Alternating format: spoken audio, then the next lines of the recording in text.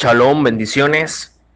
Damos gracias al Eterno por esta cuarta clase del curso de Raíces Hebreas, esperando que las otras tres clases hayan sido para usted de mucha bendición, de gran aporte en este transitar de conocer la palabra, las escrituras, desde esa fuente original que es hebrea. En este día estaremos hablando el cuarto tema acerca del entorno hebreo. El entorno hebreo. Lo primero que debemos entender, y ya lo he dicho en otras ocasiones, que la esencia de las escrituras radica en la cultura hebrea. Quiere decir que las escrituras se deben a una cultura que es donde se dieron los eventos, donde se desarrollaron los personajes y donde sucedió todo. Esa es la cultura bíblica. Y es la cultura que emergió desde Abraham Avinu. Y a Abraham se le llamó el hebreo. Y a él, a ese personaje que llamó, fue con quien el Eterno tenía un plan de formar un pueblo. Y a través de ese pueblo, entonces, viniese una simiente que es el Mesías. Por lo tanto, si la esencia de las escrituras descansan en una cultura y es hebrea, no es romana, ni es griega, ni es babilónica, ni nada de eso, entonces, ¿hacia dónde debemos colocar nuestra mirada? Hacia esa cultura. Cultura que precisamente la manifiesta un pueblo llamado Israel. Quiere decir que para poder entender apropiadamente las escrituras, debemos entonces estudiarlas desde esa cultura, todo lo que se llevó a cabo en ese momento. No es igual hablar de Israel hoy día, cuando muchas cosas han cambiado, a hablar de Israel en el primer siglo. Los grupos que existían en ese momento no son iguales a los grupos que existían hoy día o que existen hoy día. Hoy estamos hablando de que existen grupos como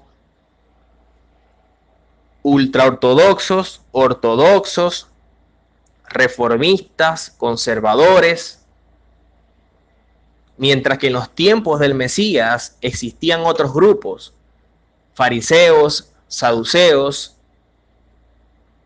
ancianos, escribas, celotes, herodianos. Entonces, hablar del judaísmo hoy día no es igual a hablar del judaísmo del primer siglo. ¿Por qué? Porque ha sufrido cambios con el tiempo. Entonces, es necesario conocer la cultura bíblica, que es la cultura hebrea, para entonces comprender el mensaje de las escrituras.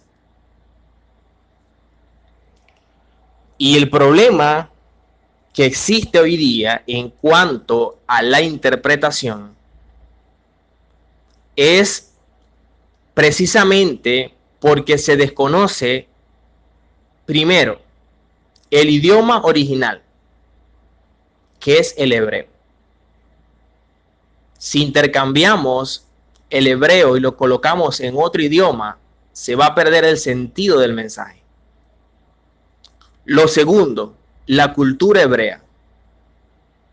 ¿Qué cosas existían en ese momento?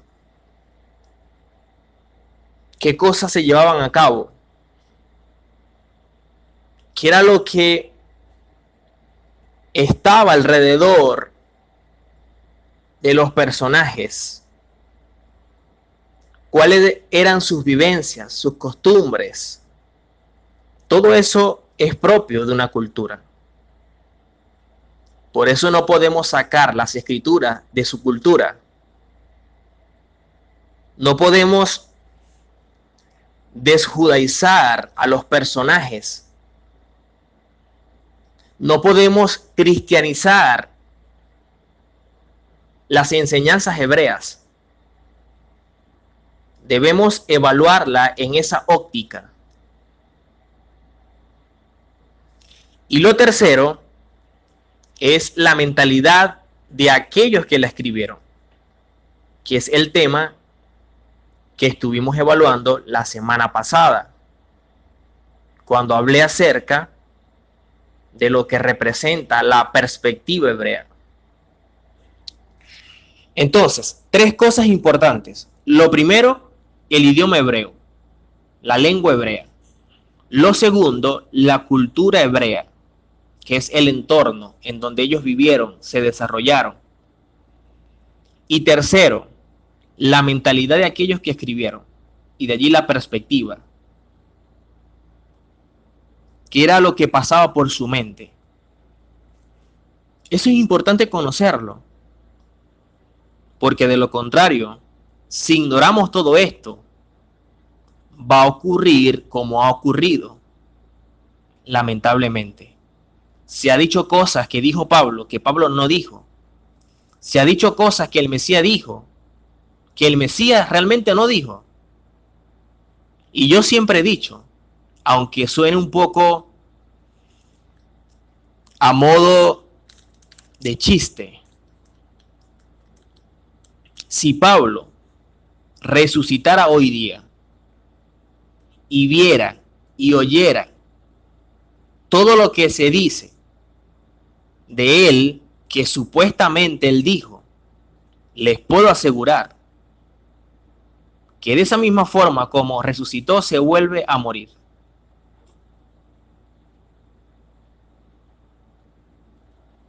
Es más, hay un texto en la escritura que dice, y ojo, lo dice Pedro opinando de Pablo. Pedro opinando de Pablo.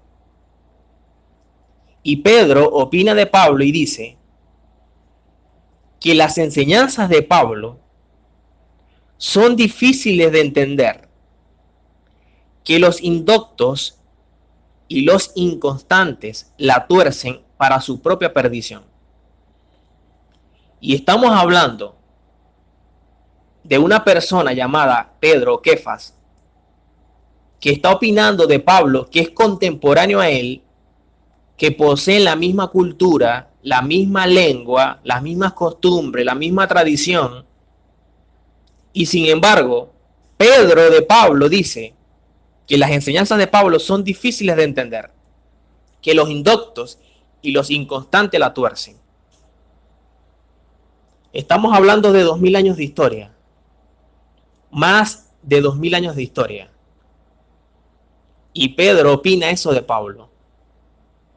Imagínense nosotros, 2000 años después, no poseyendo la cultura hebrea, sino estando en el mundo con otra cultura, desconociendo la mentalidad hebrea, y aunado a ello, no conociendo el idioma hebreo.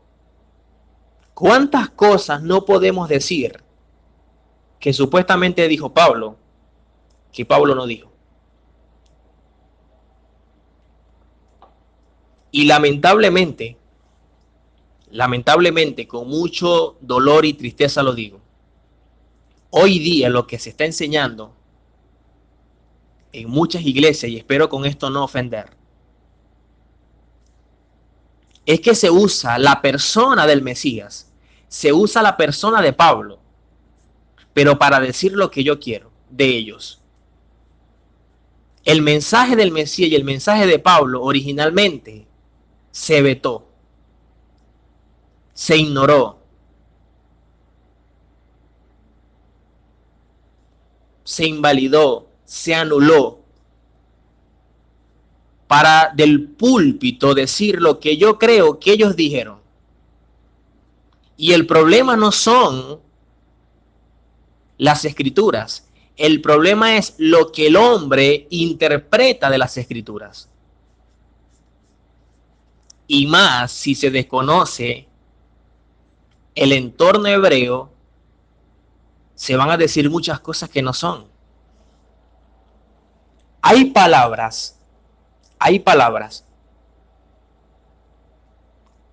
que son hebreas. Hay modismos que son hebraísmos. Hay un lenguaje propio que se usaba dentro de ese entorno hebreo y que no posee un equivalente en otro idioma similar. Puede ser hasta cierto punto parecido, pero hace que eso pierda el sentido. No es igual decir algo acá en Venezuela a decirlo de pronto en Chile o decirlo en Colombia o en Estados Unidos o en la India. ¿Por qué? Porque hay palabras muy particulares e inclusive acá mismo en Venezuela, en estados, suele variar las expresiones. No tienen un significado similar.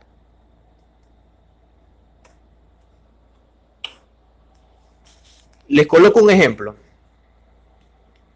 Acá en Venezuela, donde yo vivo, que es en Maracaibo, al plátano se le conoce como frita. ¿Ok? Plátano frito se le conoce como frita. O sea, plátano pasado por aceite. Sin embargo, de donde yo vengo, que es de Falcón, hablar de frita es hablar de una persona que es alborotada. Hablar de una persona, por ejemplo, una mujer que se la pasa con un hombre brincando para acá, brincando para allá. Entonces, no es igual hablar acá en Maracaibo de frita con una óptica que es un plátano pasado por aceite a decir frita en Falcón, que es otro estado. Si eso cambia en el mismo país, pero en estados diferentes, imagínense ahora en una cultura diferente y 2000 años después. Entonces, de pronto, alguien que vaya a Falcón y de pronto me vea y me diga, no, porque el moré está comiendo frita, el que está en Falcón va a decir que yo estaba con una mujer, con una persona que anda brincando con un hombre y anda brincando con otro. Pero el que está en Maracaibo entiende que frita es plátano frito. Pero el que está en Falcón va a creer que frita es una mujer. Quiere decir que el more anda con una mujer. Entonces imagínate cómo cambian las expresiones dependiendo de un lugar. Imagínate ahora cuando estamos hablando de una cultura diferente a la bíblica. Por eso es que no posee un equivalente en el idioma original. No posee un equivalente en el idioma original. Hay cosas que son propias de esa cultura y que por más que trate de entenderse en otra expresión, pierde el sentido. Por eso grandes investigadores como el doctor Robert Lindsay, el doctor David Flusser y el doctor David Vivid, que son investigadores de las escrituras, Ellos dicen que hay expresiones en los evangelios que son propias en el idioma hebreo, que no tienen un equivalente en el idioma griego. Y para poder entender el pensamiento, lo que ellos dijeron o lo que emitieron, es necesario reordenar las palabras o entender el contexto hebreo para poder traducirlo. Si yo quiero estudiar un personaje histórico, yo quiero saber cómo pensaba ese personaje, a dónde debo sumergirme, a la cultura, al lugar, al ambiente donde ese personaje se desarrolló.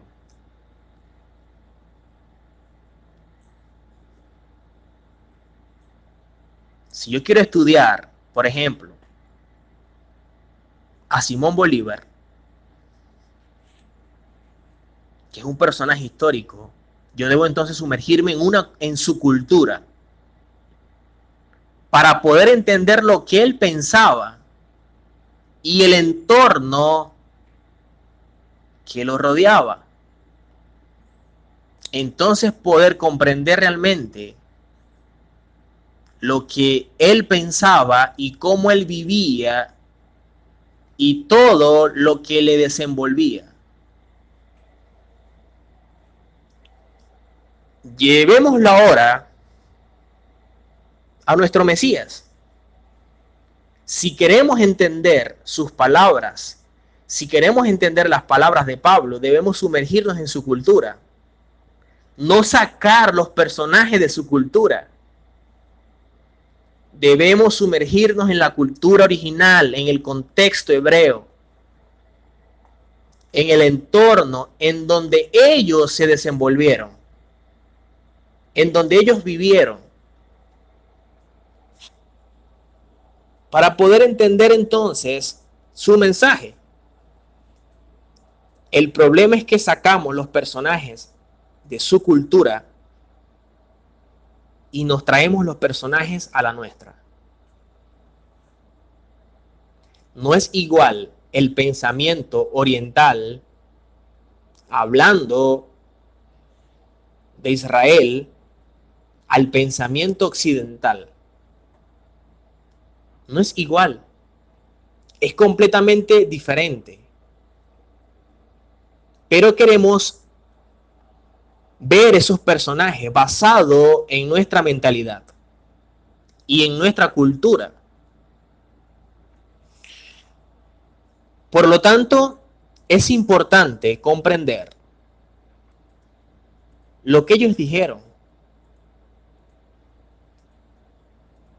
Y para poder comprenderlo, es importante sumergirnos en el entorno que ellos se desenvolvieron. Es tan importante todo esto y evaluarlo desde su raíz hebrea que en el libro de Eclesiástico llamado Ben Sirá, que es uno de los libros que luego se tomaron como libros apócrifos, leyendo yo el prólogo de ese libro, me encontré con algo interesante, porque el libro Ben Sirá, y recordemos que Ben Sirá, cuando hablamos de Ben Sirá, es un personaje sumamente importante, porque nos muestra muchas cosas dentro de la tradición judía. ¿Ok? Y este personaje llamado Jesús Ben Sirá, él dice en su prólogo, él también tenía un nombre judío, pero él dice en su prólogo, o por lo menos quien hizo el prólogo, dice esto, y me llamó mucho la atención, dice: muchas y grandes enseñanzas hemos recibido de la ley, los profetas y los demás escritores que lo siguieron, por los cuales se debe elogiar a Israel a causa de su sabiduría y su instrucción. Recordemos que a quien se le reveló la palabra fue a Israel. Dice Pablo, ¿qué ventaja tiene pues el judío? Ciertamente, dice, en todo, ciertamente, primero, se les confió la palabra. Dice luego, el prólogo. Dice, y no basta que sus lectores aprendan, sino que deben ser capaces de ayudar a los de afuera, de palabra y por escrito.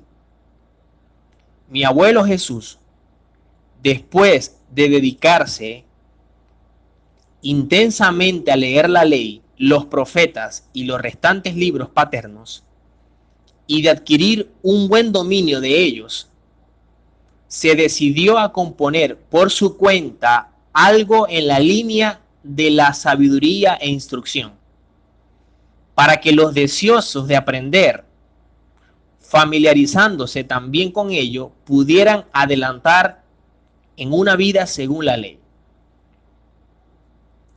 Dice luego, te ruego pues que leas con atención y benevolencia y que seas indulgente si a pesar de mi esfuerzo no he acertado con la traducción de algunas frases. Porque lo que se expresó originalmente en hebreo no conserva el mismo sentido traducido a otra lengua, que es la opinión que vengo comentando yo. Y no solo este libro, sino también la ley y los profetas y los restantes libros son muy distintos en su lenguaje original. Dice otras cosas más, pero lo importante es lo que expresé allí, o por lo menos lo que le estoy leyendo. Entonces imagínense esto. No es igual cuando se pasa desde el hebreo a otro idioma, pierde el sentido de las palabras. Son muy distintos en su lengua original. Imagínense el daño que ha hecho las versiones bíblicas. Un daño muy garrafal, muy fuerte. Y lo más importante en este tiempo es poder acercarnos al original, al hebreo. Pero para yo también entender el entorno hebreo de las escrituras. El escenario de las escrituras no fue en Roma.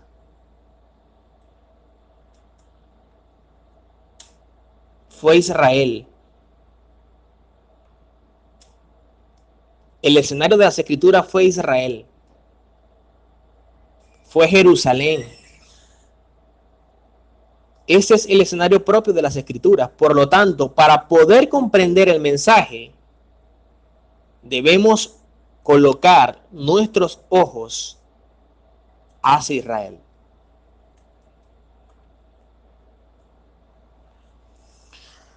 En Gálatas capítulo 1, versículo 13 al 14, dice, porque ya habéis oído acerca de mi conducta en otro tiempo en el judaísmo, que perseguía sobremanera a la congregación de Elohim y la asolaba. Y en el judaísmo aventajaba a muchos de mis contemporáneos en mi nación, siendo mucho más celoso de las tradiciones de mis padres. El que está hablando acá es Pablo, conocido como Shaul, y de allí Ray Shaul, maestro Pablo, o el Chaliah, el apóstol. El asunto es que Pablo fue muy celoso de la Torá, fue muy celoso de la tradición de sus padres, o sea, todo el legado que venía desde Abraham, desde Isaac, desde Israel, y todo lo que descendió de ese pueblo a través de Moisés, que fue el instrumento del Eterno para mostrar la Torá en Sinaí. El asunto es que dice que Pablo perseguía la congregación de Elohim, y ya he dicho en otras ocasiones que Pablo perseguía a los creyentes en Yehoshua como el Mesías. El problema es que se ha enseñado que Pablo perseguía a los cristianos, ¿ok? Y eso es un error. Pablo no perseguía a los cristianos, Pablo estaba persiguiendo a los judíos que se estaban convirtiendo al Mesías, es decir, que estaban aceptando la mesianidad de Yehoshua. Ahora bien, dice que Pablo era muy celoso de las tradiciones de sus padres. ¿A qué tradiciones está hablando Pablo? ¿O a qué tradiciones se refiere Pablo? A todo el legado espiritual que se venían transmitiendo desde tiempos antiguos. Y que obviamente él no atentó contra eso. Inclusive hay un momento en el cual él está siendo juzgado en el Sanedrín, precisamente porque estaba yendo a otros lugares llevando la palabra y mostrando al Mesías. Y muchos de esos pueblos decían que Pablo estaba alborotando la ciudad con sus tradiciones y con sus costumbres. Quiere decir que vemos a un Pablo celoso de la Torá, celoso de las tradiciones, celoso de este legado espiritual dado desde tiempos antiguos, y que obviamente él no está haciendo algo distinto, porque el Pablo que se ve hoy, o el Pablo que se aprecia hoy, es un Pablo que pareciera que invalidara la Torá. El Pablo que nos habla en la Escritura es un Pablo que es celoso de las tradiciones de sus padres. El Pablo que se enseña hoy en el púlpito es un Pablo que está contrario al mensaje del Mesías. Es un Pablo que supuestamente se convirtió a cristiano y que dejó el judaísmo, cuando él mismo se identifica como judío, y que dentro del judaísmo él mismo aventajaba a muchos de sus contemporáneos.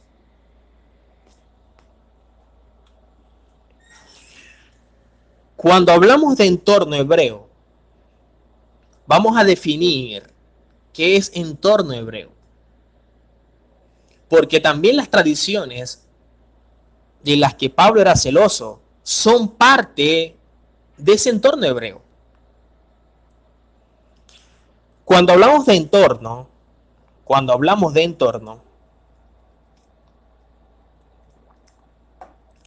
pudiéramos definirlo como ese ambiente, todo aquello que rodea, las condiciones, el contexto, el ámbito, el medio. Eso es entorno. Y cuando hablamos de hebreo, estamos hablando del personaje central, que es un pueblo llamado Israel. El pueblo que surge de los lomos de un hebreo llamado Abraham. Quiere decir que cuando hablamos del entorno hebreo, estamos hablando del ambiente, de las condiciones, del contexto, del ámbito, del medio, que tiene relación con un pueblo llamado Israel. Y en ese medio, en ese ambiente, en ese ámbito, en esas condiciones, fue que se desenvolvieron el Mesías y los apóstoles, los discípulos, todos ellos. Allí es donde ellos vivieron y allí es donde ellos se manejaron. Y ese entorno es el que debemos conocer.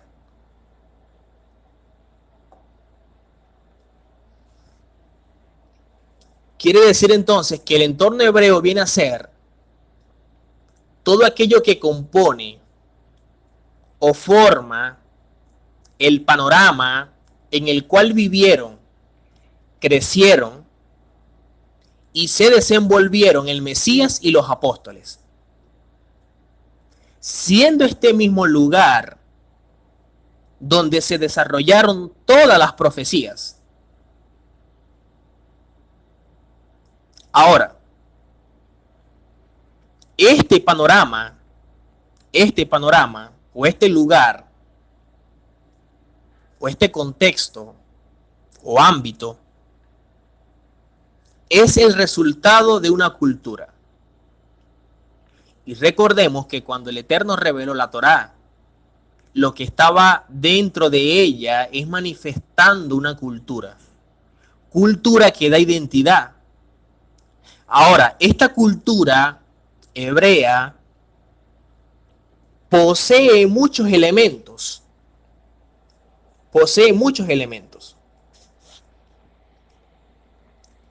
¿Cuáles son los elementos que por lo menos destacan? Puede haber mucho más. Pero hay elementos como el tiempo. ¿Cómo se manejaba el tiempo en ese momento? Conocer los personajes. ¿Quiénes eran? Los grupos que existían. ¿Qué se manejaba como enseñanza? Conocer la geografía. Y dentro de ello los lugares a los que se refiere la escritura. Conocer la historia. ¿Qué era lo que se manejaba? ¿De dónde venía todo? ¿Y por qué hay ciertos eventos que se manifiestan? ¿A qué se deben? Conocer las costumbres, las tradiciones. Por ejemplo, cuando habla las tradiciones de los ancianos. ¿A qué se refiere? Lo que Pablo habla. Dice que era más celoso de las tradiciones de sus padres. ¿A qué se refiere con tradiciones? ¿Y cuáles de ellas atentaban contra la Torá? Porque el mismo Mesías confrontó también en un momento. Porque a causa de las tradiciones invalidaban los mandamientos. Conocer la legislación, la jurisprudencia de Israel en ese momento, las leyes que regían el comportamiento, conocer la alimentación, cómo comía ese pueblo. No como hoy día se dice, sino que comía dentro de una dieta bíblica llamada en hebreo kasher, en el lenguaje sefardí, ashkenazí kosher.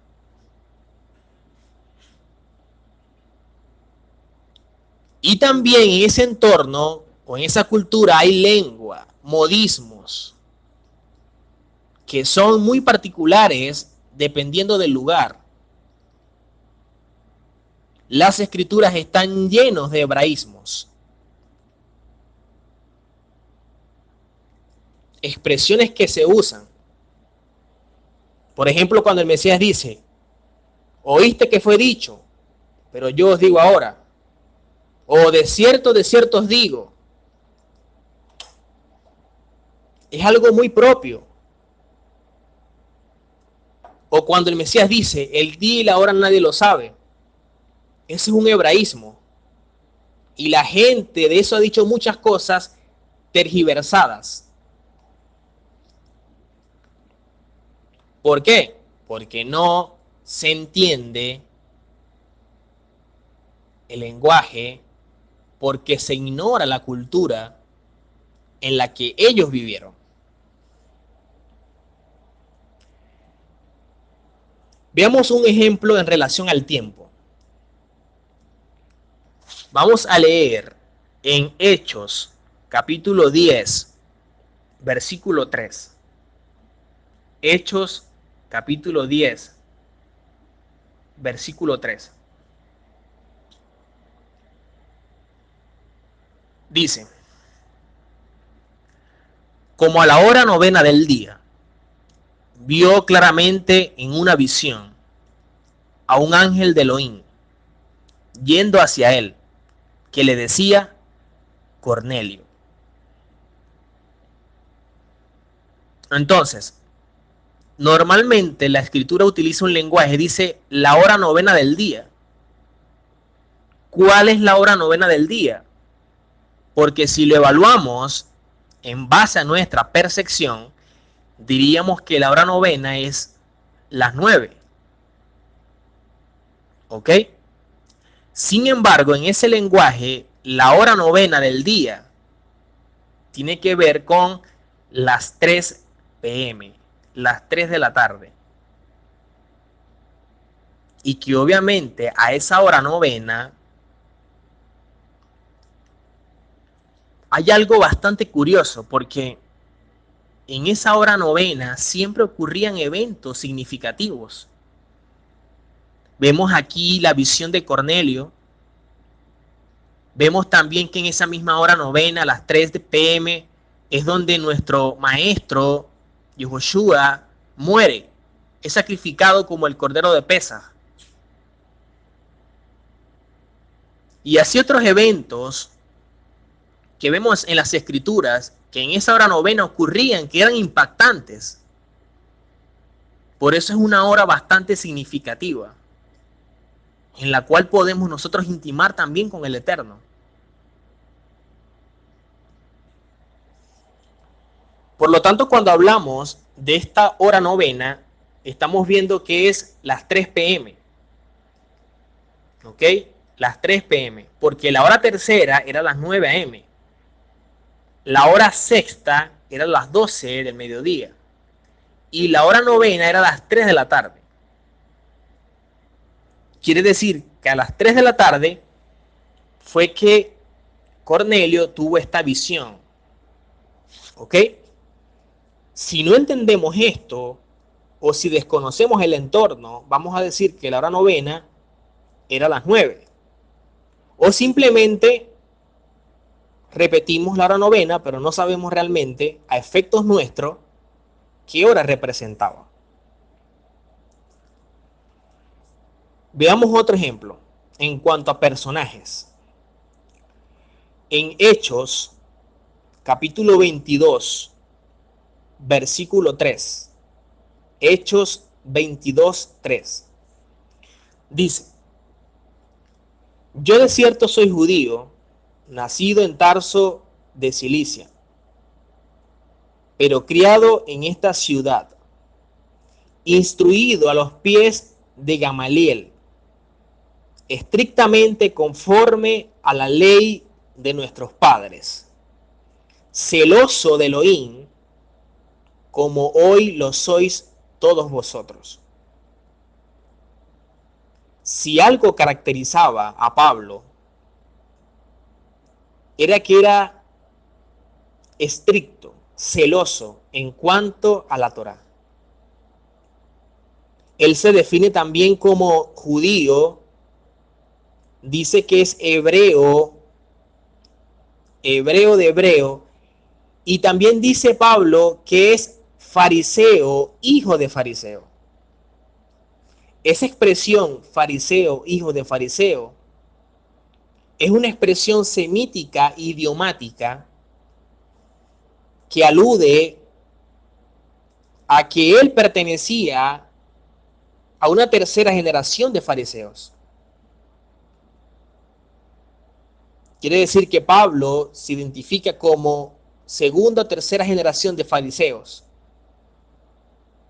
Y de allí que explica que fue educado a los pies de Gamaliel, que allí aparece como Gamaliel, pero realmente es Gamliel. ¿Ok? Es importante destacar que dentro de los grupos fariseos existían dos escuelas que eran predominantes. Existían dos escuelas que eran predominantes. ¿Ok? La escuela de Hillel y la escuela de Shammai. De hecho, en el Talmud, que es precisamente una obra donde está reflejada toda la literatura rabínica, y que, como dije en la primera clase, hay que tener mucho cuidado, porque muchos leen esto y más bien se confunden, hay que tener madurez para poder asumirlo, pero dentro de ella hay debates y debates que fueron plasmados entre estos dos personajes, Hillel y Shammai. Hillel era una persona como que más dócil, más suave en cuanto a enseñanzas. Mientras que Shammai era más radical, era más estricto, más fuerte. Por eso muchos estudiaban con Hillel. ¿Ok? Pero eran dos escuelas que eran las más predominantes en cuanto al fariseísmo. Ahora bien, Gamaliel o Gamliel era nieto de Hillel. ¿Ok? Hillel era uno de los principales en cuanto a las escuelas fariseas. Quiere decir que el legado que recibió Gamaliel no era cualquier legado, era el legado de Hillel, uno de los grandes, uno de los sugod, jueces, de los maestros de Torá tan emblemáticos en su tiempo. Y que lo que recibió Gamaliel era un legado muy profundo en cuanto a la Torá. Pablo se forma a los pies de Gamaliel. Y Gamaliel era muy respetado. Era muy respetado. E inclusive, luego de que Gamaliel muere, dice que al pueblo le causó eso tanta tristeza, que inclusive ellos llegaron a decir que quienes siguieron con su legado no era igual como lo abordaba o como lo manejaba Gamaliel. O sea, cuando Gamaliel muere, deja un vacío en cuanto a enseñanzas de Torá. Es más, ellos llegaron a decir que la Torá, la instrucción cesaría, que la pureza y la modestia se acabaría.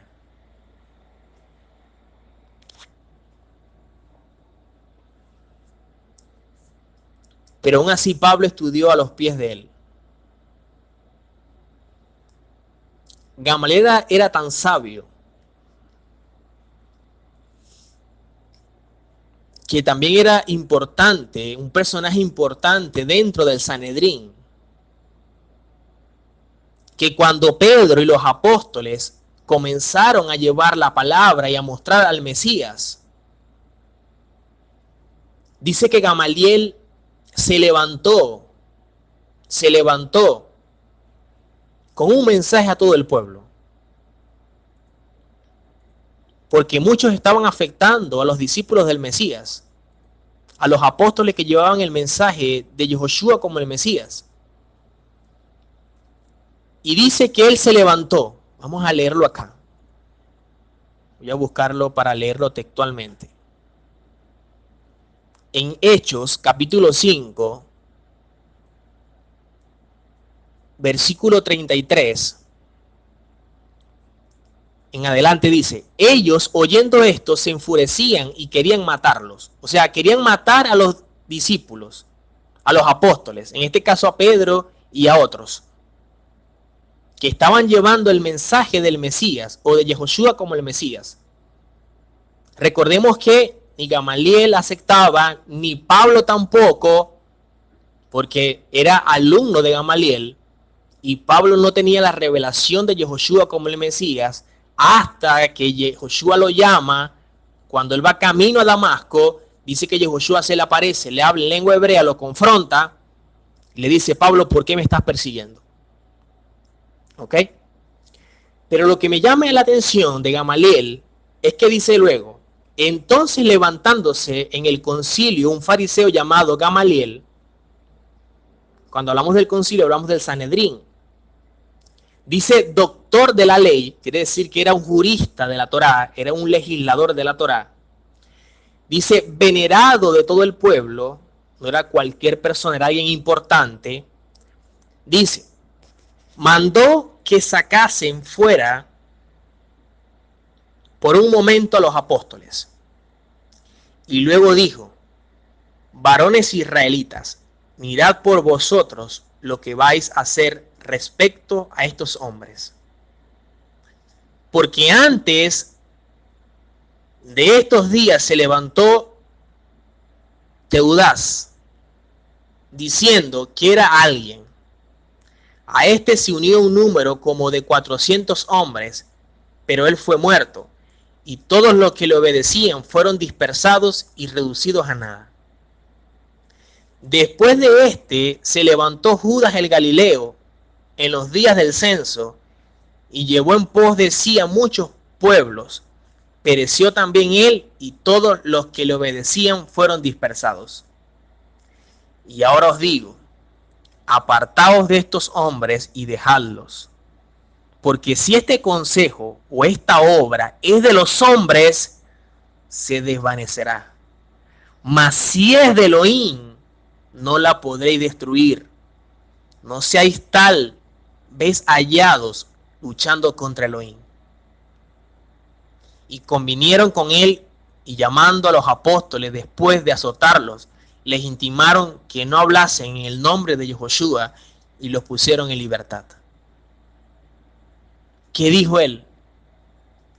Déjenlo tranquilo, porque si esto no es del Eterno, se va a desvanecer. Pero si esto es del Eterno, ustedes están luchando en contra del Eterno.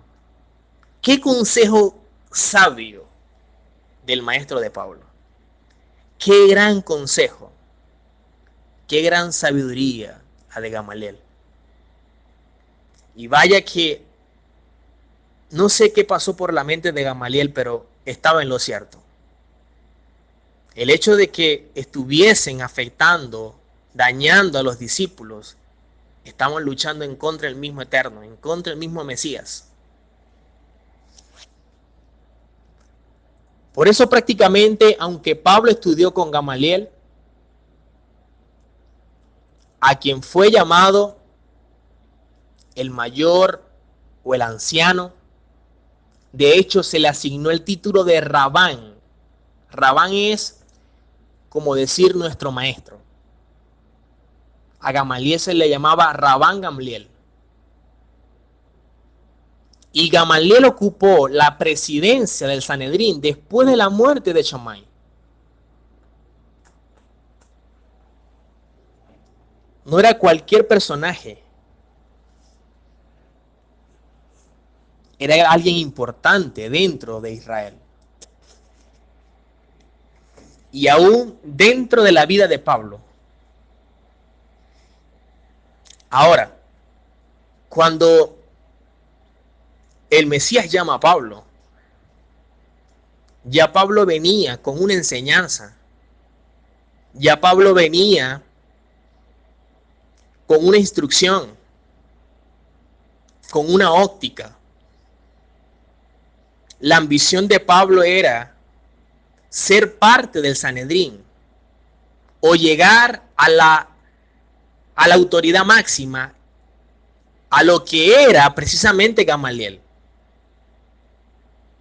Pablo tenía autoridad en el Sanedrín, por eso cuando la muerte de Esteban dice que Pablo colocó su piedrecita. Quiere decir que era alguien importante también dentro del Sanedrín. Pero la ambición de Pablo dentro del Sanedrín era ser el presidente del Sanedrín. Lo que en Mateo se habla como la cátedra de Moshe o la silla de Moshe. Eso es el Sanedrín. ¿Ok?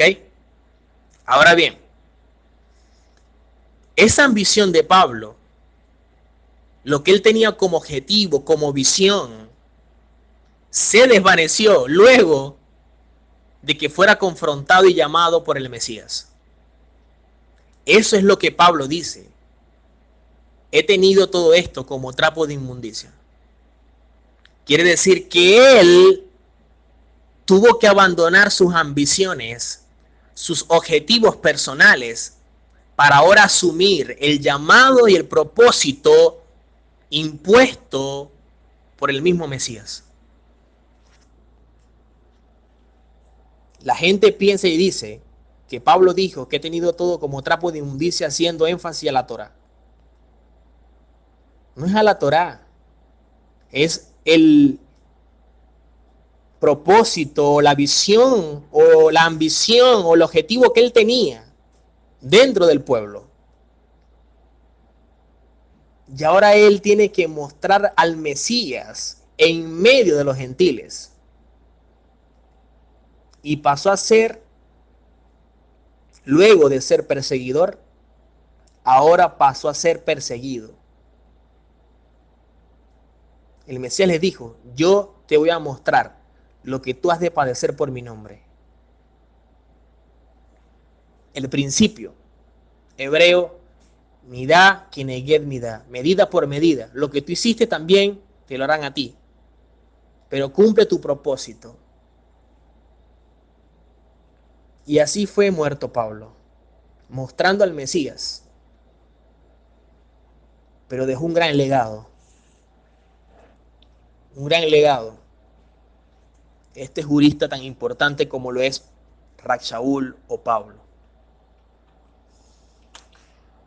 Vamos a ver un ejemplo de geografía.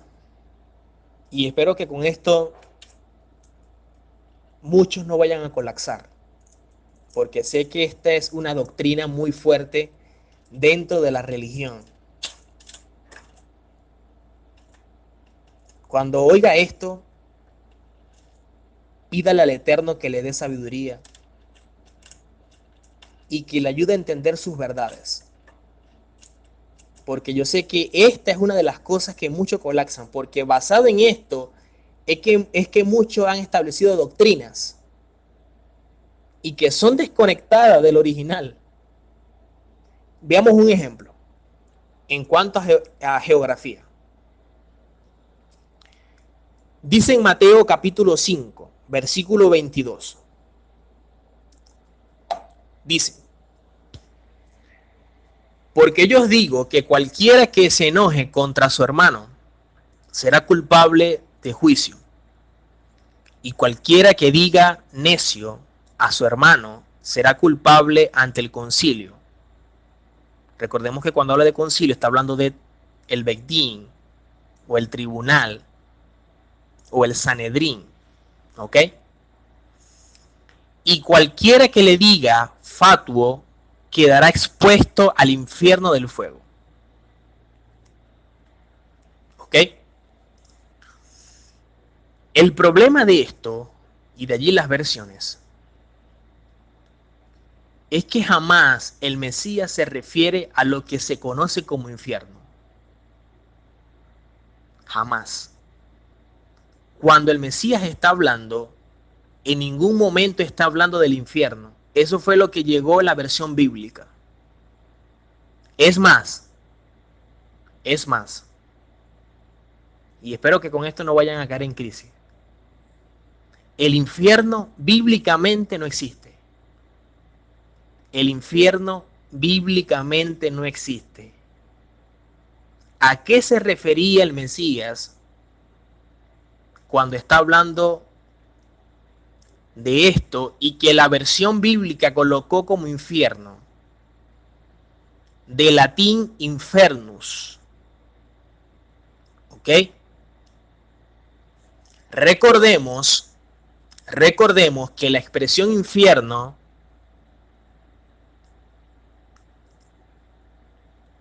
precisamente es un lugar mitológico de los griegos. ¿Ok? Es un lugar mitológico de los griegos. Y se veía como un lugar de castigo eterno. De hecho, se enseñaba sobre las indulgencias. Y dentro de la iglesia, partiendo del año 325, tomaban personas que eran esclavos y frente a un evento público, quemaban a estos esclavos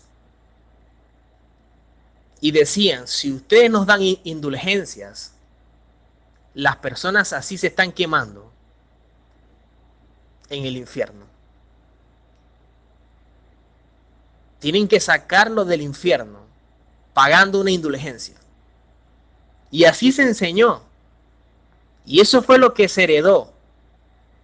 Pero jamás el Mesías está hablando del infierno porque para su mentalidad no existe. Geográficamente, en Israel tampoco existía el infierno. Eso fue lo que nos llegó en la versión bíblica.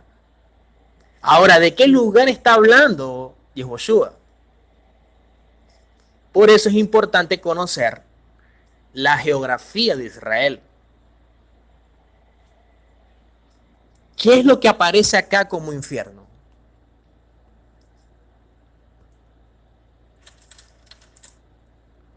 El lugar al que Yehoshua se está refiriendo se llama Valle de Hinón. Valle de Hinón o Gehenna. Este lugar llamado Valle de Hinón o Gehenna es un lugar que estaba al sur de Jerusalén. Era un crematorio. Era un basurero. Allí echaban cuerpos muertos, animales muertos. Allí también, en un tiempo, se le rindió culto al dios Moloch. Llevaban a los niños, los sacrificaban y lo presentaban al dios Moloch. ¿Ok? Allí también permanecía un fuego constante. El fuego ardía constantemente, quemaba la basura y todo lo que echaban allí, hasta cadáveres muertos de esclavos. ¿Por qué había siempre un fuego encendido? Porque debajo de ese lugar emanaban gases y siempre había un fuego encendido. Siempre. Nunca el fuego se apagaba, siempre estaba el fuego ardiendo, encendido. Allí también estaba el gusano que no muere. El gusano que no muere. Que también habla la escritura. ¿Ok? Y este lugar lo menciona Yehoshua como símbolo de destrucción, de juicio, de castigo. En ningún momento está hablando del infierno, porque el infierno no existe. Lo que existe es el Valle de Hinón o la Gehenna. Pero ¿cómo nos llegó en la versión? Como infierno. Y sobre eso la gente ha hecho un sinfín de enseñanzas y el mensaje que hoy se enseña es de coacción. Si tú no aceptas al Mesías, te vas para el infierno, cuando el infierno no existe. Expresiones como el Hades, hay que entenderlo en su lenguaje hebreo. Expresiones como Seol también hay que entenderlo, que es el hebreo.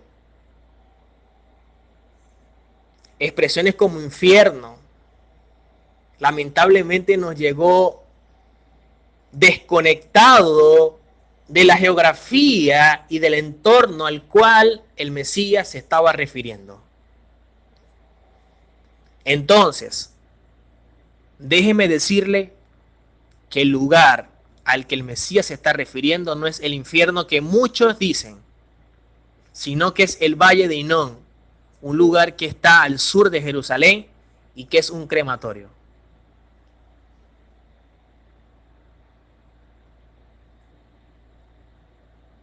Que hay un juicio, sí hay un juicio.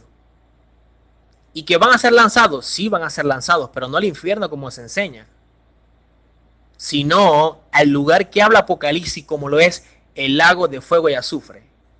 Ese sí es el lugar bíblico al que va a ser lanzado las personas que van a ser enjuiciadas. Pero lamentablemente, las enseñanzas de hoy día son más mitológicas. que se heredaron de ese pensamiento griego. Y de allí el infernus, que nos llegó en latín, y de allí infierno. ¿Cuál es el problema? El desconocimiento del entorno hebreo. El Mesías nunca se refería al infierno. En cuanto a historia, la historia, vamos a leer en Hechos, capítulo 10, versículo 28. Hechos 10, 28 dice, y les dijo, vosotros sabéis cuán abominable es para un varón judío juntarse o acercarse a un extranjero. Pero a mí me ha mostrado Elohim que a ningún hombre llame común o inmundo. ¿Cuál es el problema de todo esto?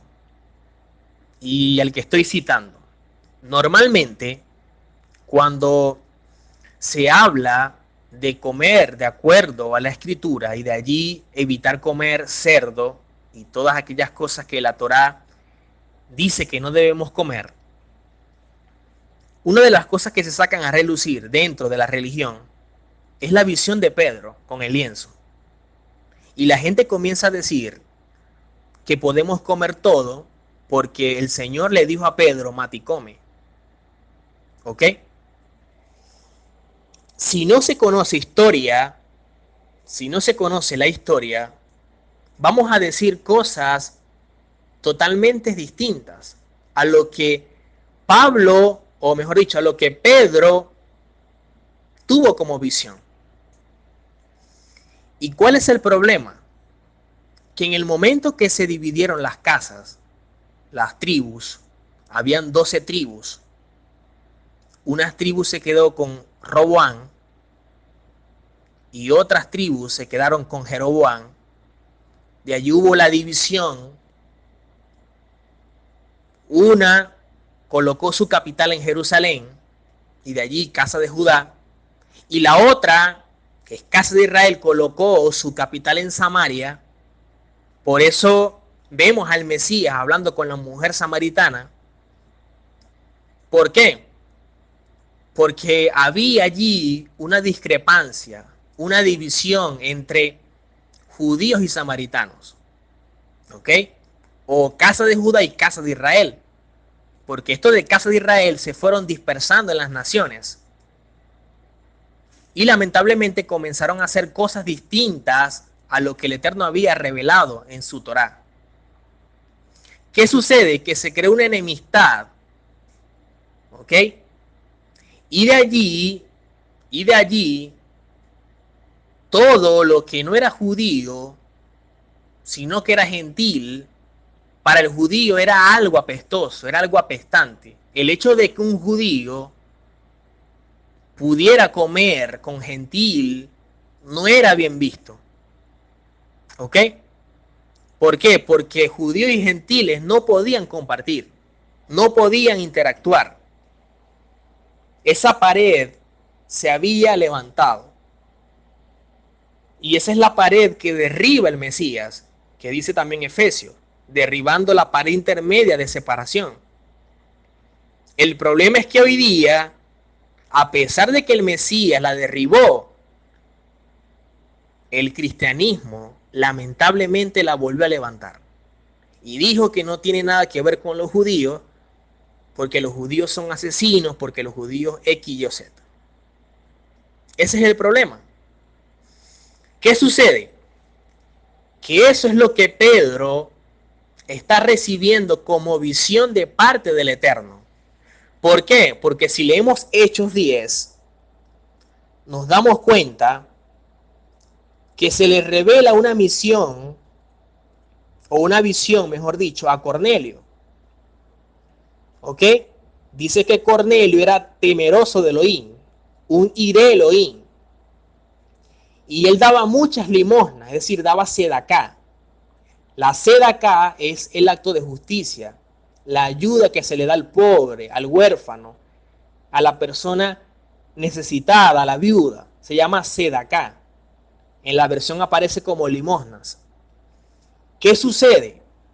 Que Cornelio tiene una visión y dice que a la hora novena del día, hablando de las 3 de la tarde, como ya dije previamente, dice que el Eterno entonces, a través de un malaj, le revela algo y le dice: tus limosnas, o sea, tu sedacá, han subido para memoria delante de Elohim. Quiere decir que lo que usted da al pobre, a la persona que necesita, siempre el Eterno lo va a recordar. Ahora bien, él dice que debe enviar a sus hombres a la casa de Simón Pedro. ¿Ok? Pero en el momento que el Eterno está tratando con Cornelio, también está tratando con Pedro. Porque ya Cornelio envió a estos hombres a casa de Pedro, que era lo que el mismo Eterno le está diciendo. Ahora el conflicto es, ¿cómo Pedro va a recibir a estos hombres si son gentil? Y de allí lo que vengo explicando. ¿Ok? Dice el 10, Hechos 10:10. El 9, perdón. Al día siguiente, mientras ellos iban por el camino y se acercaba a la ciudad, Pedro subió a la azotea para orar, cerca de la hora sexta. ¿Ok? O sea, cerca de las 12 del mediodía, aproximadamente. Y tuvo gran hambre y quiso comer, pero mientras le preparaban algo, le sobrevino un éxtasis, es decir, tuvo una visión. ¿Ok? Una visión abierta. Y vio el cielo abierto y que descendía algo semejante a un gran lienzo, que atado de las 4 puntas era bajado a la tierra, en el cual habían de todos los cuadrúpedos, terrestres, reptiles y aves del cielo. Entonces eran 3 tipos de animales: cuadrúpedos terrestres, reptiles y aves del cielo. ¿Ok? 3 tipos de animales habían acá en la visión. ¿Qué dice luego? Entonces Pedro dijo: Señor, no. No, perdón, el 13 dice: y le vino una voz: levántate, Pedro, mata y come. Hasta ahí llega la gente. Hasta ahí llega la gente. La gente dice: porque el Señor le dijo a Pedro, mata y come, y podemos comer lo que queramos. Error.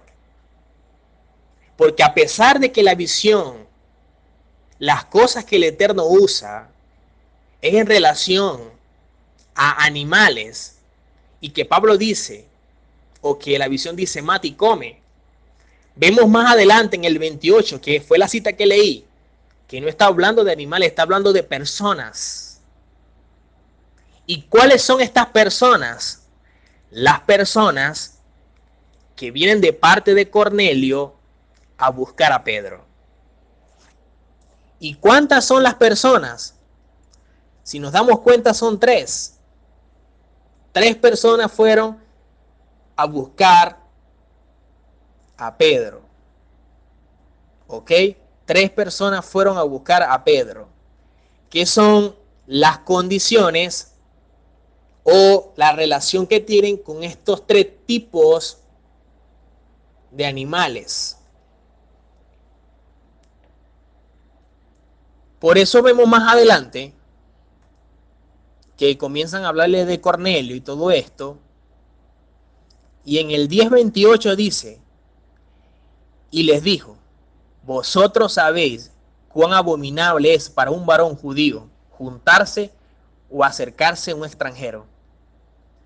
Pero a mí me ha mostrado Elohim que a ningún hombre llame común o inmundo.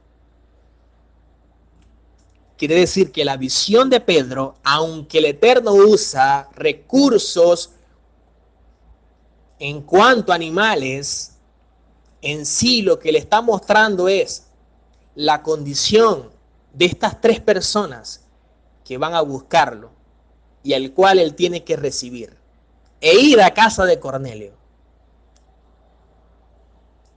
Por eso en el 34, en Hechos 10:34 dice: entonces Pedro, abriendo la boca, dijo: en verdad comprendo que Elohim no hace acepción de personas.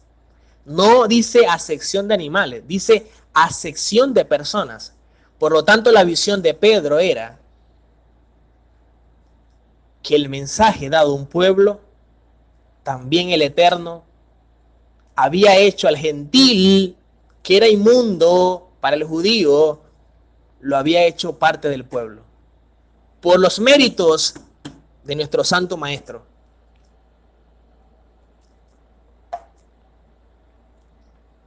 Pero si no se sabe la historia, vamos a decir lo que hoy se dice. Podemos comer de todo hasta cerdo porque el Eterno le dijo a Pedro, mata y come. El lenguaje que se usa en visión nos conecta realmente con algo que va más allá de esas palabras. Mata y come, lo que está diciendo es, recíbelos y comparte con ellos. Eso es lo que le está diciendo. Porque la condición de ellos ha cambiado. No llames común o inmundo lo que yo he limpiado. El gentil ahora es parte del pueblo de Israel. El que acepta, obviamente. El problema es que hoy día muchas personas, aunque el Eterno le ofrece otra condición de identidad, todavía se siguen llamando gentil. Cuando son parte del pueblo hebreo, parte del pueblo de Israel.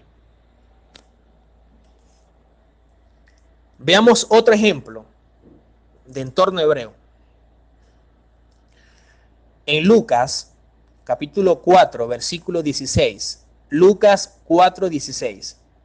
Este es un ejemplo de tradición y costumbres. Dice, y fue a Nazaret, donde había sido criado, y en el día de reposo entró en la sinagoga, y conforme a su costumbre, se levantó a leer. Entonces, vemos un escenario. Primero, Yehoshua se crió en Nazaret. Venía de Nazaret, o de Nazrat, en hebreo. ¿Ok? Ahora, dice que en el día de reposo, hablando del Shabbat, no está hablando del domingo, ni de otro día, sino del Shabbat. Dice que entró a la sinagoga, no a la iglesia. Entró a la sinagoga. ¿Por qué? Porque ese era el entorno en donde se desenvolvía nuestro maestro. En el día de Shabbat, que es el día sábado, y en la sinagoga. Hoy día, ¿qué se hace? Vamos a la iglesia el domingo. Por eso es que lo que hacía el Mesías es muy diferente a lo que hoy día hacen los que dicen creer en el Mesías. Y ese es el problema. Mientras que en los tiempos del Mesías habían muchas sinagogas, muchas escuelas y un solo templo, hoy día existen muchos templos, muchas iglesias y no hay escuela de formación. Ahora, dice, y conforme a su costumbre, ¿cuál es la costumbre del Mesías? La que estamos hablando. Se levantó a leer. Recordemos que en ese momento iban a la sinagoga a estudiar la Torá. ¿Ok? Y estudiaban algo que específicamente se llama Parashá. Parashá es la porción que se estudiaba semanalmente en la sinagoga. Pero cada Parashá tiene aliyá, que son secciones o segmentos de la Torá. Y habían lo que llaman olé. Olé eran los encargados de levantar a leer o de levantarse a leer. Cada persona, que en total eran 10, leía una porción de la Torá. Habían 7 porciones de la Torá o 7 aliyá en relación a la Torá. Había uno que es un maftir, que es cómo termina esa porción. Y había una porción de los profetas que se conoce como Haftará. Y había una porción de los Ketubín, que son los escritos. Eso es lo que venimos estudiando como la Tanakh. Y eso era lo que se estudiaba. ¿Ok? Entonces cada quien pasaba. En el momento que el Mesías pasa a leer, en el momento que el Mesías pasa a leer, dice que le tocó leer la sección de los profetas. Es decir, le tocó leer el Haftará. ¿Ok? El Haftará. Y lo más impresionante es que dice, y se le dio el libro del profeta Isaías, y habiendo abierto el libro, halló el lugar donde estaba escrito: el Espíritu del Señor está sobre mí, por cuanto me ha ungido para dar buenas nuevas a los pobres, me ha enviado a sanar a los quebrantados de corazón, a pregonar libertad a los cautivos y vista a los ciegos, a poner libertad a los oprimidos, a predicar el año agradable del Señor. Hasta ahí. Y hasta ahí lo leyó. O sea, la porción del Haftará de los profetas seguía lo que el Mesías está leyendo. Es el profeta Isaías. ¿Ok? Y específicamente está leyendo Isaías capítulo 61. Eso fue lo que a él le tocó leer de la parte de los profetas, que es el Haftará. Sin embargo, él lee hasta el versículo 2 y no lo lee completo. ¿Por qué? Porque el versículo 2 del profeta dice, Isaías 61:2, a proclamar el año de la buena voluntad de Adonai. Pero luego dice, y el día de venganza del Elohim nuestro, a consolar a todos los enlutados, a ordenar que a los afligidos de Sión se les dé gloria en un lugar de ceniza. ¿Por qué el Mesías no lee lo demás? ¿Y por qué simplemente vemos que dice a poner en libertad a los oprimidos, a predicar el año agradable del Señor? Y ya listo. No siguió leyendo más. Y dice que enrolló el libro y se lo dio al ministro, es decir, al Hasán, que era el encargado de precisamente guiar a la persona que pasaba a leer. Y se sentó y los ojos de todos en la sinagoga estaban fijos en él. Pero lo que más impacta es lo que dice luego. Porque él dice, y comenzó a decirles, hoy se ha cumplido esta escritura delante de vosotros. Ahora, ¿por qué los ojos de todos estaban fijos en él? Porque él debió haber leído toda la parte de los profetas. ¿Por qué solamente leyó eso y no leyó lo demás? Porque él está hablando de sí mismo. Por eso él dice, hoy se ha cumplido esta escritura delante de vosotros. En pocas palabras, lo que yo estoy leyendo, quien lo está leyendo, es el que lo va a cumplir. Lo que yo estoy leyendo está hablando de mí. Quiere decir que el cumplimiento de la profecía está frente a sus ojos. ¿Por qué no lee lo demás? Porque él venía en su primer rol como el siervo sufriente.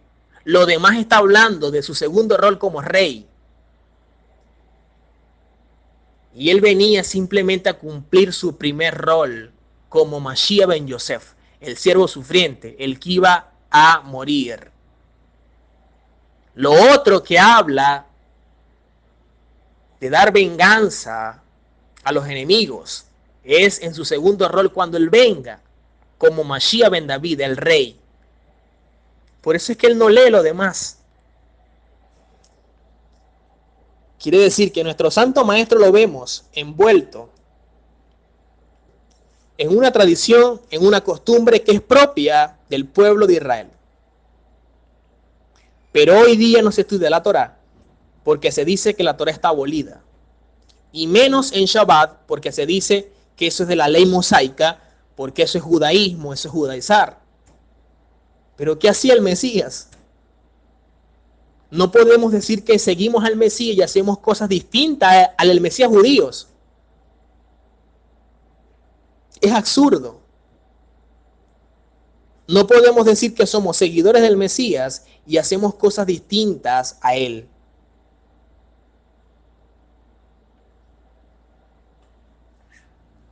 ¿Qué otra cosa hacía el Mesías? Dice Lucas capítulo 2, versículo 41 al 47. Dice, iban sus padres todos los años a Jerusalén en la fiesta de la Pascua. Está hablando de Pesaj. Cosa que hoy día no se hace porque la gente dice que eso es de los judíos. Y cuando tuvo 12 años, subieron a Jerusalén conforme a la costumbre de la fiesta. La costumbre de la fiesta es que tanto Pesaj, que es Pascua, Shavuot, que es Pentecostés, y Sukkot, que es tabernáculo, esas tres celebraciones eran conocidas como Shelosheh HaRegalim, celebraciones de peregrinaje. Y todas las personas que vivían en zonas fuera de Jerusalén tenían que subir a Jerusalén para celebrarlas. Quiere decir que ellos iban a Jerusalén para celebrar Pesaj. ¿Ok? Tenía el Mesías 12 años. Pero dice que cuando la fiesta termina, ellos se regresan. Dice, al regresar ellos, acabada la fiesta, se quedó el niño Yehoshua en Jerusalén, sin que lo supiese Joseph y su madre, que es Miriam, que aparece allí como María. Y pensando que estaba entre la compañía, anduvieron camino de un día y le buscaban entre los parientes y los conocidos. Pero como no le hallaron, volvieron a Jerusalén buscándole. Y aconteció que 3 días después le hallaron en el templo, sentado en medio de los doctores de la ley, oyéndoles y preguntándoles.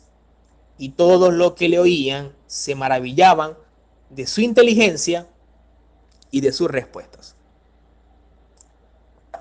¿Qué estaba haciendo Yehoshua a los 12 años? Estaba haciendo algo que se llama Bar Mitzvah. Bar Mitzvah era que una persona era declarado hijo del mandamiento. Ya a la edad de 12 años, bíblicamente una persona era considerada mayor de edad. Era responsable de sus acciones. ¿Ok? Bíblicamente, a la edad de 12 años, una persona se sabía la Torá de memoria. Y sabiéndose esto, entonces él podía fácilmente legislar su vida y vivir de acuerdo a esos ideales. Por eso vemos un Yehoshua que está allí con los rabinos, que aparece allí como los doctores de la ley, dice oyéndoles y preguntándoles. ¿Ok? Oyéndoles y preguntándoles. Y todos los que le oían se maravillaban de su inteligencia y de sus respuestas. Por lo tanto, Yehoshua, como todo buen judío, estaba participando de el Bar Mitzvah, hijo del mandamiento. ¿Ok? Vemos otro caso de legislación. En Mateo capítulo 26, versículos 6 y 7 dice, y estando Yehoshua en Betania, en casa de Simón el leproso, vino a él una mujer con un vaso de alabastro, de perfume de gran precio, y lo derramó sobre la cabeza de él, estando sentado a la mesa. Y usted lee esto, y es bastante curioso, porque dice que Yehoshua estaba en casa de Simón el leproso. El asunto es que esto que está en la versión no concuerda con la Torá. ¿Por qué? Porque es imposible para un leproso vivir dentro de la ciudad. que se conoce como Betania o Bet-Ania, que es casa de frutos. ¿Por qué? Porque toráquicamente, conforme a las leyes, la legislación, una persona que tenía lepra o zaraat en hebreo estaba impura y esa persona habitaba solo fuera del campamento, es decir, lo sacaban y la casa se la destruían. Ahora, ¿cómo Yehoshua va a estar en la casa de alguien que primero está fuera del campamento por legislación y segundo está fuera de una casa o está dentro de una casa que según la legislación no debería existir? Si esto es así, entonces realmente, ¿en dónde estaba Yehoshua? ¿En casa de quién? ¿Cuál fue el problema? Que al asumir los manuscritos,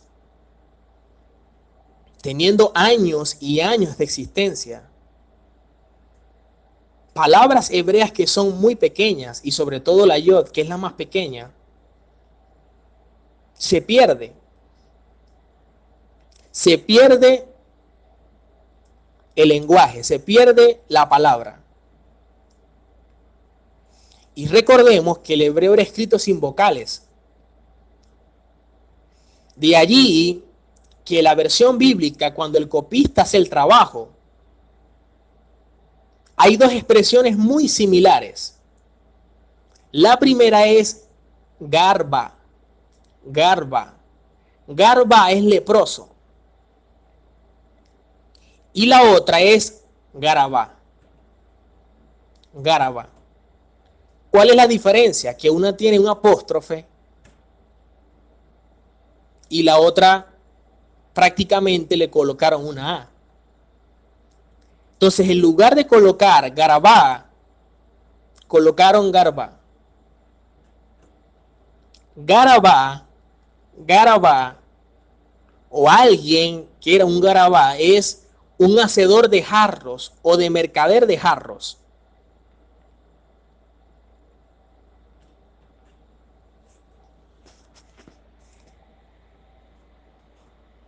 Por lo tanto, aquí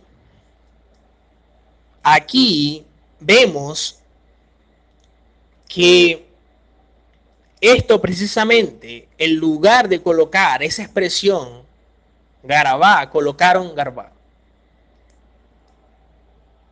No es igual decir que Yehoshua estaba en casa de Simón, el hacedor de jarros o el mercader de jarros, a decir que Yehoshua estaba en casa de Simón el leproso. Es muy distinto. Por eso entendemos que esta mujer dice que toma con un vaso de alabastro de perfume de gran precio y lo derramó sobre la cabeza de él. Por eso vemos que es fácil que esta mujer tome estos vasos, estos jarrones, porque era algo que Simón hacía.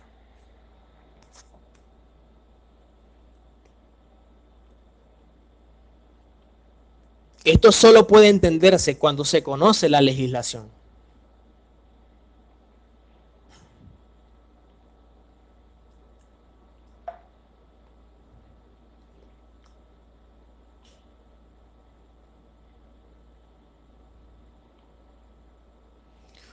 Un ejemplo de alimentación. Un ejemplo de alimentación. Vamos a leer en Hechos, capítulo 15, versículo 19 al 21. Dice, por lo cual yo juzgo que no se añadan dificultades a los gentiles que se convierten a Elohim. Solamente escribirles que se abstengan de las contaminaciones de los ídolos, de fornicación, de lo estrangulado y de la sangre. Porque Moisés, desde generaciones antiguas, tiene en cada ciudad quienes lo prediquen, puesto que es leído en las sinagogas cada día de reposo. Entonces, si algo se le decía a los gentiles, en un primer comienzo, era cuidarse en cuanto a la alimentación.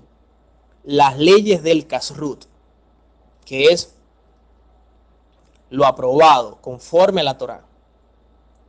Y de allí la contaminación de los ídolos. Recordemos que muchos de los animales que se sacrificaban era sacrificado a los ídolos.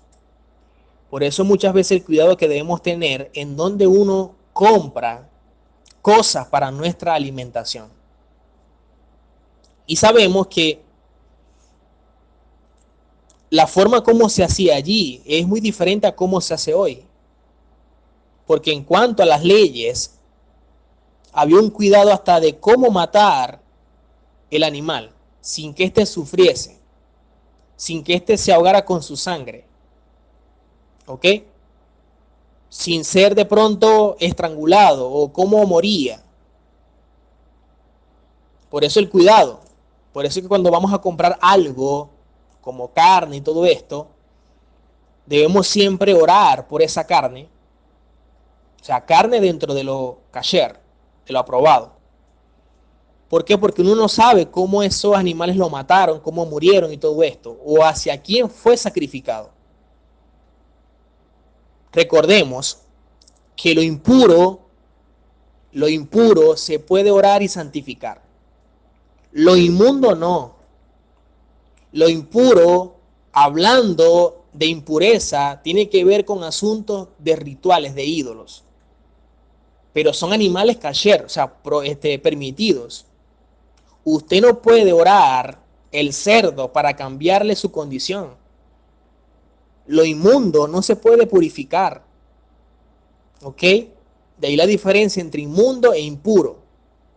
Que aunque muchas veces en la escritura pareciese que fuese igual, no es lo mismo. Es distinto. Inmundo es inmundo. Y lo inmundo no se cambia. Lo impuro se puede cambiar. Porque lo impuro tiene que ver con que espiritualmente, en cuanto a ídolos, está siendo afectado. Por ejemplo, que alguien tenga un negocio y mate ciertos animales, pero todo su negocio él ofreció a ídolos, a santos, a vírgenes, cosas de estas. Eso está ritualmente impuro. ¿Ok? Pero estamos hablando que hay animales que él vende, ¿ok? Que de pronto se pueden comer bíblicamente. Pero usted no puede tomar el cerdo o otras cosas y decir que va a orar por ello para usted santificarlo, porque no es así. Eso es lo que muchas veces la gente malinterpreta de las palabras de Pablo, lamentablemente. Entonces había un asunto de cuidado en relación a la alimentación. Recordemos que la alimentación conforme a la Torah es importante. Por eso el Eterno nos da leyes para vivir ajustado a su voluntad. Él creó los animales y Él sabe perfectamente qué debemos comer y qué no. Lamentablemente hoy la gente no hace caso y come cosas que el Eterno prohibió. Y el personaje central, el protagonista de todo esto es el cerdo y sus derivados, pernil y lo que se llame. La gente come eso, lamentablemente. Y más en ocasiones decembrinas, cosa que la Torah prohíbe. Pero cada quien es responsable de su acción. Luego no se queje por qué tiene ciertas enfermedades y por qué vive con ciertos dolores y por qué tiene tantas cosas y por qué esto y por qué lo otro. Muchas veces eso es consecuencia de nuestras decisiones y de nuestra desobediencia. Veamos un ejemplo de hebraísmo. Un ejemplo de hebraísmo. En Mateo capítulo 16, versículo 19 dice: y a ti te daré las llaves del reino de los cielos, y todo lo que atares en la tierra será atado en los cielos, y todo lo que desatares en la tierra será desatado en los cielos. Normalmente cuando esto se lee, muchos enseñan que esto tiene que ver con atar y desatar demonios. Y el Mesías no está diciendo nada de eso. Cuando el Mesías está usando la expresión atar y desatar, es un hebraísmo, y era un hebraísmo característico dentro de la tradición rabínica. Atar y desatar no tiene que ver con demonios. Atar y desatar tiene que ver dentro de un aspecto legal, dentro de la jurisprudencia de la Torá. Y parece que cuando muchos lo enseñan, es como que si yo digo aquí algo y en los cielos se hace. O yo ordeno al Eterno que se haga. Yo decreto, yo declaro, yo establezco. Y usted no debe darle órdenes al cielo. Usted debe asumir las órdenes del cielo. ¿Ok? Atar y desatar tiene que ver con permitir y prohibir. Permitir y prohibir. Atar y desatar tiene que ver con permitir y prohibir. Cuando dice atar, está hablando de la expresión azar, que es prohibir. Y cuando dice desatar, está hablando de la expresión itir, que es permitir. Quiere decir que cuando alguien legislaba la Torá, debía permitir y prohibir de acuerdo a las leyes que estaban allí establecidas. Y no es que usted prohibía y permitía porque a usted le parecía. Si usted lee esto dentro del contexto hebreo, vamos a buscarlo por acá.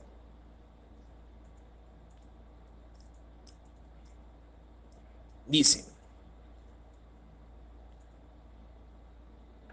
miren lo que dice. Y a ti, ya va, aquí. Y a ti te daré las llaves del reino de los cielos. Y cualquier cosa que tu tribunal prohíbe en la tierra, asegúrate que sea previamente aprobado en el cielo. Y cualquier cosa que permitas en la tierra, asegúrate que antes haya sido decretado así por el tribunal en el cielo.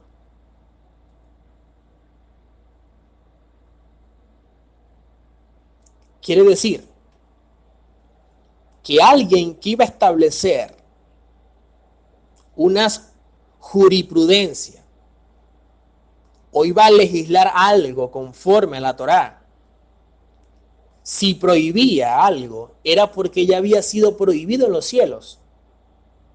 Y si permitía algo, es porque ya había sido permitido en los cielos.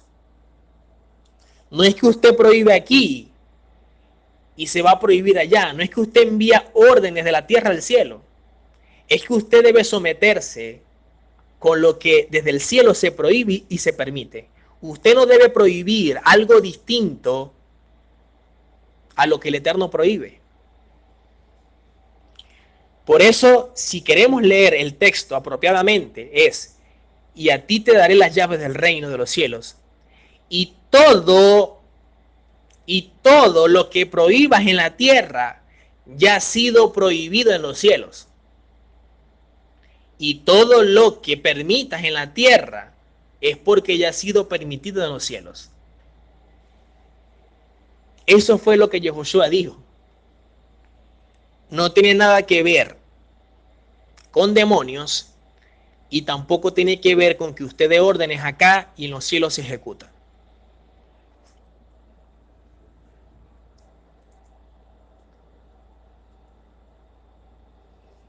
Por eso es importante, con todo lo que venimos dando como ejemplo, que para un creyente, y más si es líder, es importante entender todas estas cosas, todo este panorama. Porque esta cultura posee códigos, posee símbolos, posee signos, que es propio de una lengua. Expresiones coloquiales, costumbres, entre otras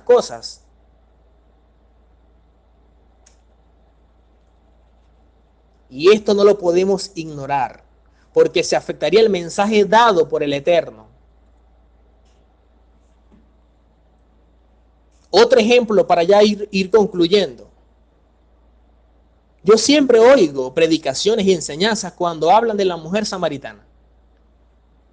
Eso está en Juan capítulo 4, versículo 17 al 18. Dice, respondió la mujer y le dijo, no tengo marido. Y Josué le dijo, bien has dicho, no tengo marido, porque 5 maridos has tenido, y el que ahora tiene no es tu marido. Esto has dicho con verdad. Y se ha hablado pestes de esta mujer. Por la Torá, es muy probable que esta mujer haya sido más bien doncella. Las mujeres que salían a buscar agua, comúnmente desde tiempos antiguos, eran las doncellas. Por eso el caso de Rebeca y otras mujeres más, que salían a tomar o a buscar agua. Eran mujeres esforzadas, aguerridas. Por lo tanto, es muy probable que esta mujer haya sido más bien doncella. ¿Cuál es el problema de la versión? Cuando hablamos de marido, la expresión que se usa originalmente, cuando se habla de marido, es ish, que es varón.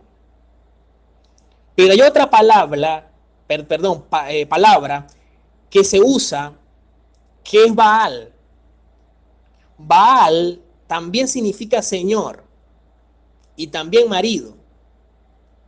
Significa compañero o dueño. ¿Ok? En tiempos antiguos también se le llamaba al esposo Baal. De allí marido. Pero Baal también tuvo una connotación de Dios o de ídolo. Por eso Baal-Zebut y otras expresiones que se usaban, Baal-Peor, porque era un ídolo, era un señor, pero tiene que ver con idolatría. Ahora, ¿cuál fue el problema?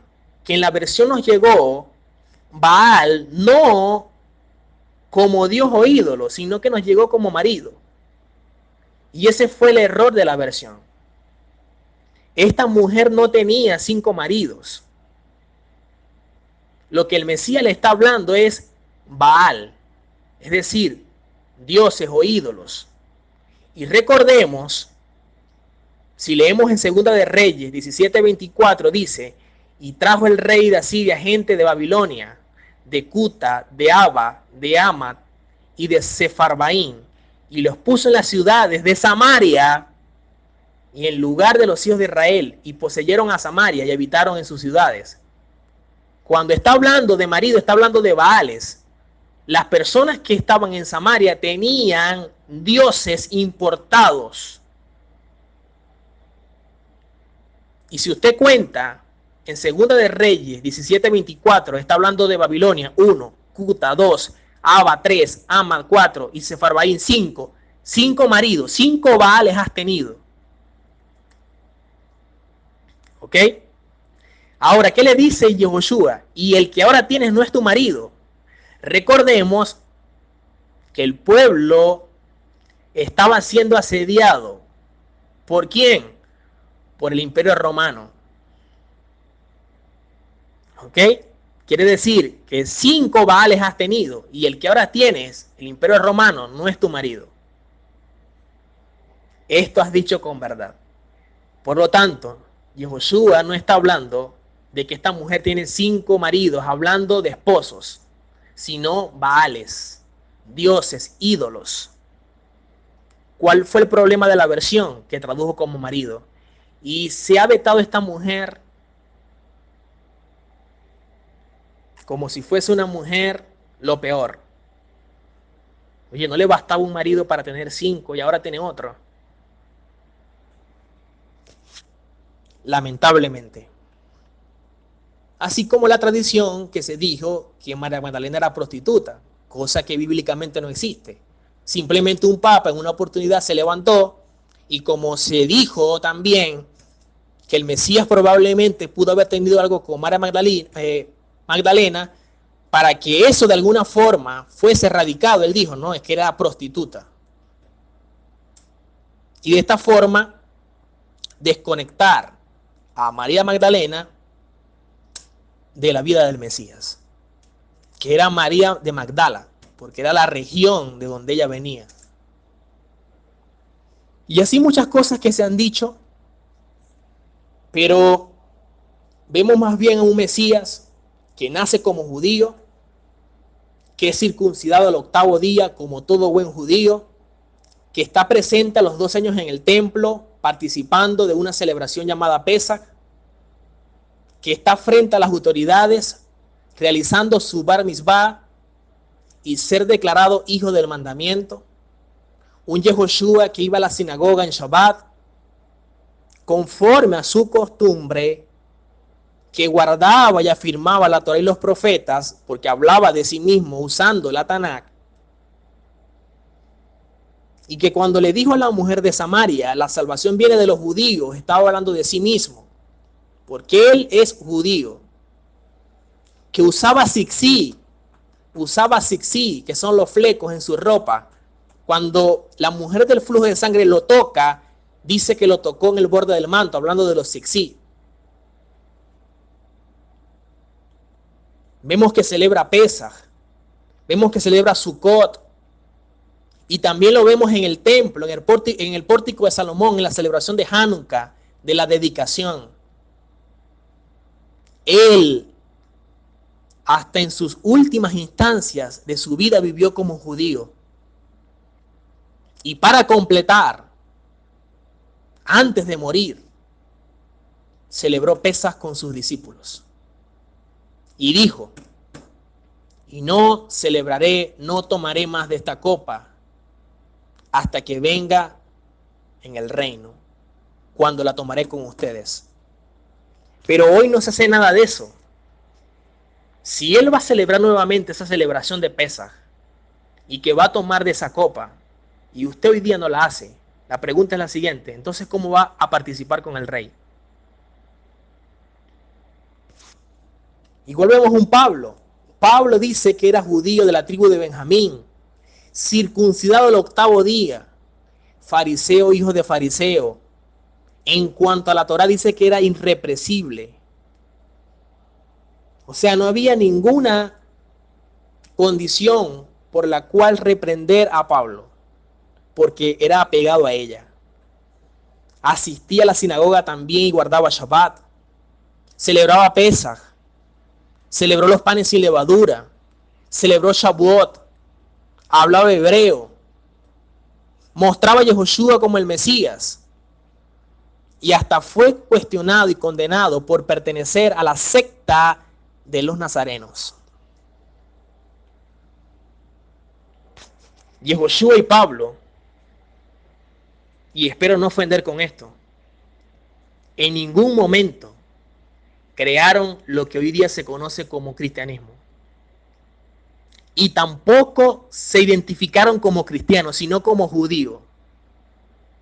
Y las cosas que ellos hacían, hoy día, quienes dicen ser seguidores de ellos, no las hacen. Si las fiestas bíblicas no estuvieran en la Torá, yo estoy seguro que muchos creyentes la hicieran. Pero como está en la Torá, no la hacen.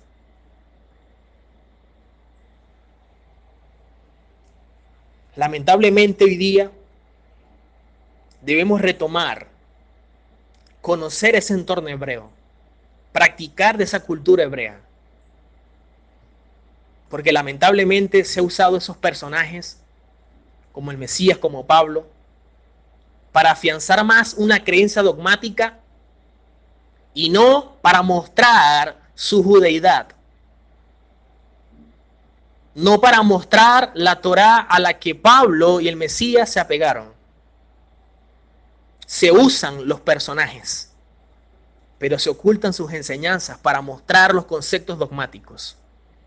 Y yo creo que es tiempo de sumergirnos en la cultura hebrea, participar de ella, porque la verdad debemos apegarnos a muchas de las cosas que ellos practicaron para ser seguidores del Mesías. Para imitar también a Pablo, porque él dijo, imítenme a mí como yo lo imito a él.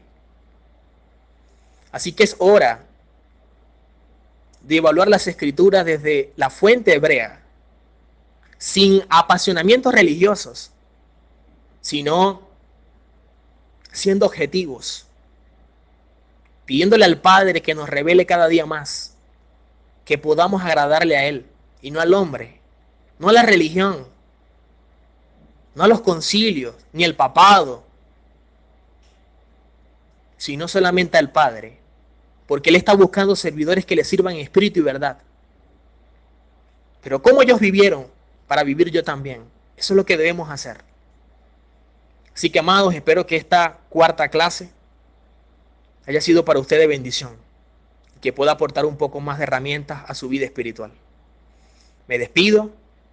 Nos vemos entonces en una próxima clase. Shalom. Bendiciones.